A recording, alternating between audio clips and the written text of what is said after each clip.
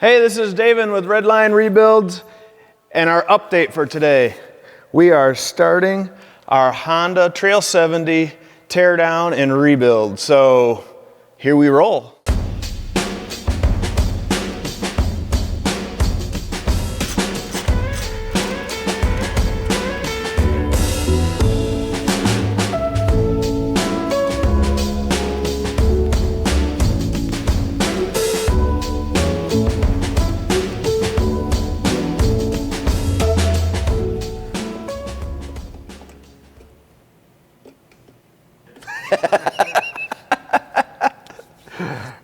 Right. Yeah. Well, as you can see, we are well into the teardown of our Honda Trail 70. And some of you may be wondering, why on earth did you go from a Buick Straight 8 to a single-cylinder Honda motorcycle that is almost the same length as that Buick Straight 8? Well, quite frankly, these bikes are awesome. And that's really enough.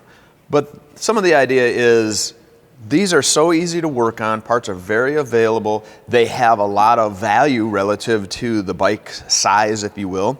And of course, if you grew up through the 70s, 80s, 90s, and even a 2000 person, then you have seen these around. And they're not glamorous, but there are some things about them that are really intriguing to me from a history type of standpoint. So these things came out in 1969. They ran through production in, I think it was 82, and they basically stayed exactly the same. They made some minor changes. They added blinkers. They added, the blinkers up front and the blinkers in the back, and the paint schemes changed a little bit, but they were always this general, a stamped steel frame, and then you have a swing arm, and you have a single 70cc engine, and very simple. There's a 3-speed and a 4-speed, but that's really about it. And they are very compact. They fit anywhere. And as you can, when we pulled out the fuel tank, that fuel tank's a whopping about I'm going to guesstimate right about a half a gallon. And you get a lot of miles and smiles relative to a kid or a teenager or, quite frankly, an adult riding around on these, and you go a long ways is what I'm getting at. So our plan on the bike is we're going to completely tear it down. We're going to completely restore it. So this is going to come out. It's going to look beautiful. It's going to have the tricolor paint on it, candy paint, which, again, in context, is pretty interesting because you think about a tri-stage paint for a mini bike. Tri-stage paints for cars really didn't kick in until the 90s. So, as a general rule, but these came out of the box in 69 with a tricolor 3-stage paint. So that's interesting in itself. And then, of course, we're going to go through and do a Redline rebuild on the engine. And given the size of the engine, we'll include the transmission as well. We'll go through it, clean everything up, and it will be pristine when we are done. And then we'll find something really fun to go do with it, or at least make a nuisance of ourselves somewhere, because, why not?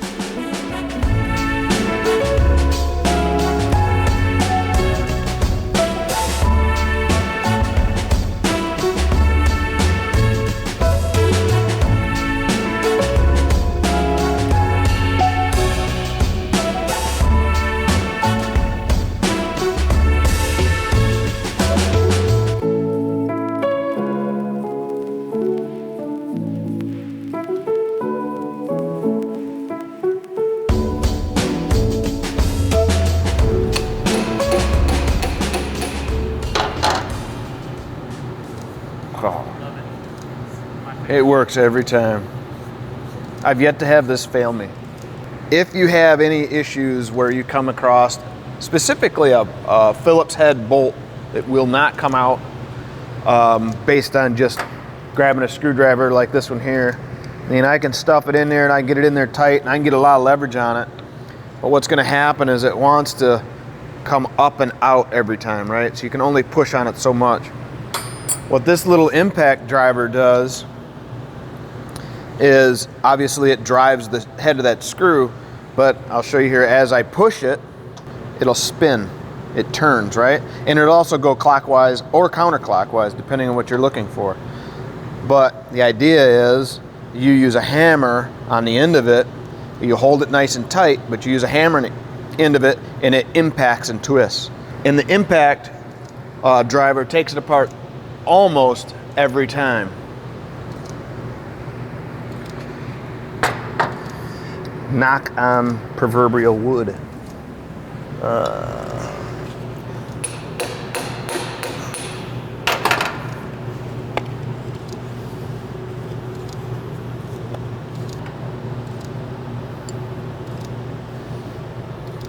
The workings of the inner guts. Somebody's been riding this in the mud. Perfect. That's what it's for. That's right. That's what it's for. I guess I'm gonna want a pry bar for this. But let's see. Oh, not a problem.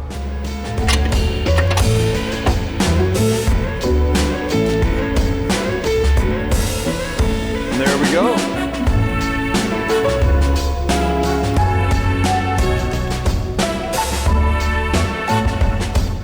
Oh boy. And there's why it was loose.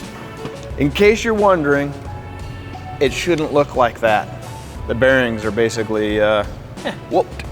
One way up where it's not supposed to be.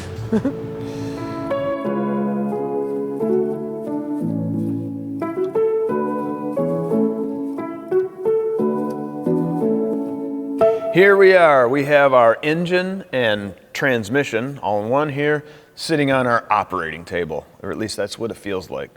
So next I'm going to take off all of the top head assembly and then the cylinder, which is right here, and that'll get me down to just the transmission and crankcase, and we'll have the piston hanging out in the end, and then we'll go through and split everything else after that. What's interesting here, you know, on all these, as we go through and pull things apart, it's always interesting to kind of get a feel for what kind of life it led. Quite honestly, I think this led a fairly pampered life. There's little to no oil, like drool everywhere. A little bit of dirt, but not bad, you know, from that standpoint. And pretty good specimen here to work with. So grab some wrenches and get rolling.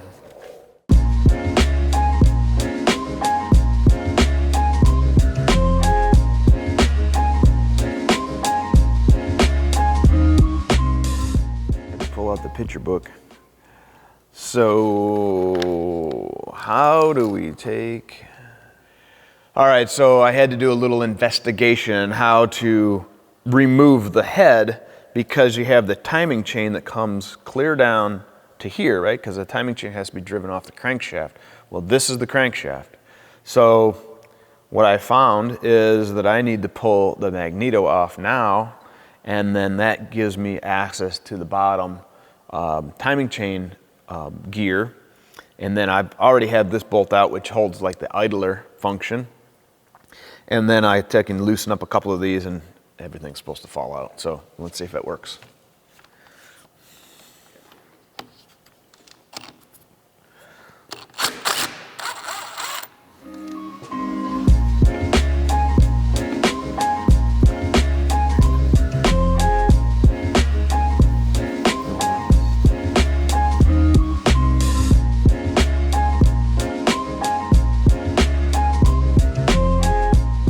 All right, let's pull this up. And let's slowly drag this off. Timing this little monster could be fun.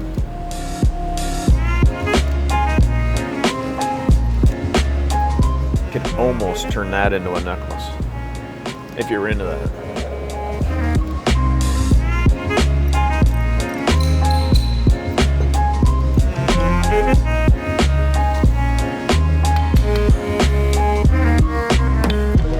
There it is. It's free.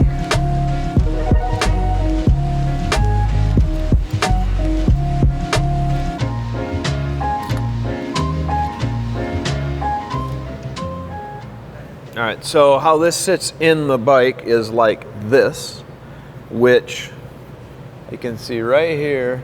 There's a little bit of rust, so basically sitting, no oil. Although you'd think the oil would settle there, but evidently the water settles there first.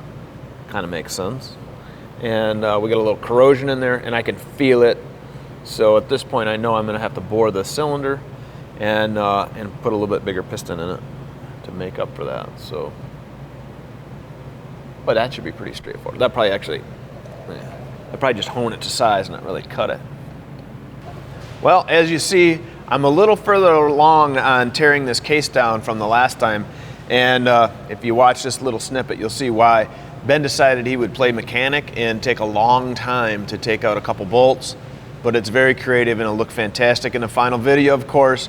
But have no fear, I loosened them up first for him, so nothing has been harmed, including him.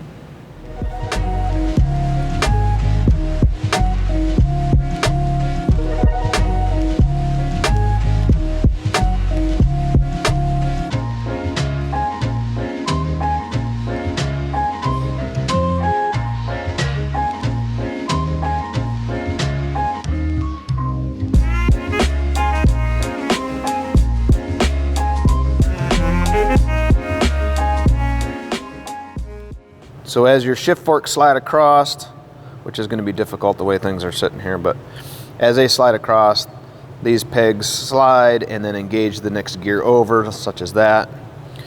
And similar to like the manual transmission in that Mopar that we did, the only difference is obviously this isn't synchronized, but it still has a style of engagement to hard engage into and move the input shaft to the output shaft at a different gear set. And this is remarkably clean. So luckily, I'll say, I don't see that we'll need to do anything crazy to it. And something I should mention is, in normal terms, meaning if you had one of these bikes and you wanted to do a freshen up, unless something was dramatically wrong with it, you would not go to this extent. So from our purposes, we're going through and we're completely tearing it down, completely restoring it. A lot of it is for you to see what it looks like in the inside. Lots of times you don't see this part.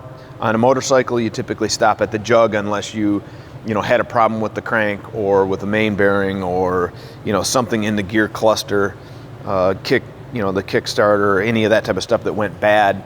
But typically it's usually just a light freshen up on the top end, similar to what we did with the Kawasaki. We didn't get into that gearbox at all. All we did is the top end fresh and put a fresh piston in rings is a pretty standard function. In this, of course, you would also do the valves and that. But anyhow, at this point, we have the bike completely tore apart, with exception of a couple things, of course, but for all intents and purposes, it is completely dismantled, and I'm going to leave it to Ben to put it back together because I got something else I want to do. But that's our wrap up for now on the bike. When we come back, we'll be cleaning up parts, refreshening some things. We'll go through and pull apart the clutch and replace all the clutch discs in there. Obviously, we'll put all the guts back into the housing. The housing will be nice and cleaned up. It will not look like this anymore. I'll probably come up with some trick way to not only clean it in our parts washer, but also potentially find maybe there's a coating or something I can put on there that'll kind of wash things up and make it look a little nicer for a longer period of time. And which is probably where Cerakote's going to come in, along with all of our chroming, the paint on the frame and fenders and so on and so forth. And of course, we got to go through and get some fresh rubber, clean up the wheels, do all the brakes. But again, that's a much different episode than today. So at this point, I'm going to get my hands cleaned up, get the tools put away, and that's a wrap for me today on this side of the project. So as always, get out in the shop, get your work done, because with this bike is back together, it'd be a whole lot more fun riding it around. although this is very intriguing and fun to work on. So go enjoy your projects. See ya.